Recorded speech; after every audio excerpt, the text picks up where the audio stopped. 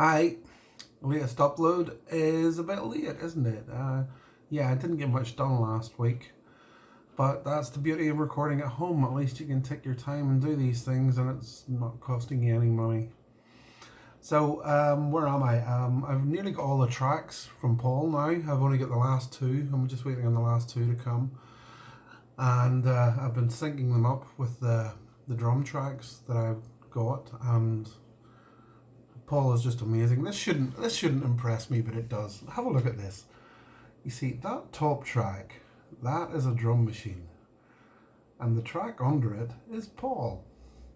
Now, do you notice how every beat Paul is making is landing exactly, and I mean exactly, on top of where the drum machine is? The guy is a friggin' metronome. He is so in time. I don't know why this impresses me so much.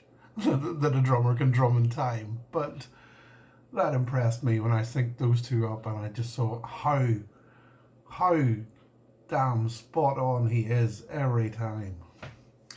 So you may ask, if he's exactly the same as the drum machine, why use a live drummer? Why not just use the drum machine? And the answer is because the drum machine doesn't have soul. Paul puts these little fills in that I couldn't, and the drum machine couldn't think of. He puts himself into it. It's the difference between using the targeting computer and using the force. You see? Paul uses the force, and that's what gives it that extra zing. They both do the same job, but one of them's got soul and one of them hasn't. So that's where we're at with the drums. I've also been laying down some acoustic guitars.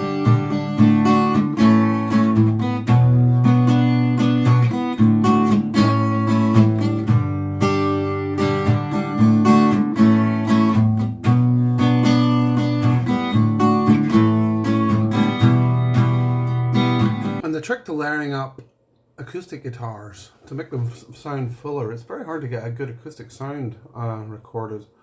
But the thing is, you've got to double track everything, and with DAWs, this can become very easy to just cut and paste, but you don't want to do that, because then you get an exact copy of your acoustic guitars, and you don't want that, because you want to play it twice and put them on top of each other, because no matter how good a guitarist you are, you're never going to play it exactly the same both times. There's going to be overlap, and you're going to let it ring slightly longer on different chords, and it's just never going to be exactly the same, and that's what gives you the fuller sound. You see, you're playing it twice, but there's those little imperfections are making it a fuller sound. So that's what you got to do with every acoustic guitar track, is you basically got to do it at least twice, just to give it that fuller sound. And this is what I've been doing with this one, because this album, I don't know, yeah, the last album, Songs About Girls, did have some acoustic guitar on it, but it was buried in the mix. You could barely hear it. There's a couple of new songs on this album which, you know, the acoustic guitar will be pretty prominent and you will be able to hear it. So I want to get a really good sound out of it. Okay, that's it for this update. I'm not going to say for this week, because I hope to do a lot more this week. I'm badly behind because I never did anything last week. Life got in the way. So there may be another update this week in a few days' time when I get something more done. Till then.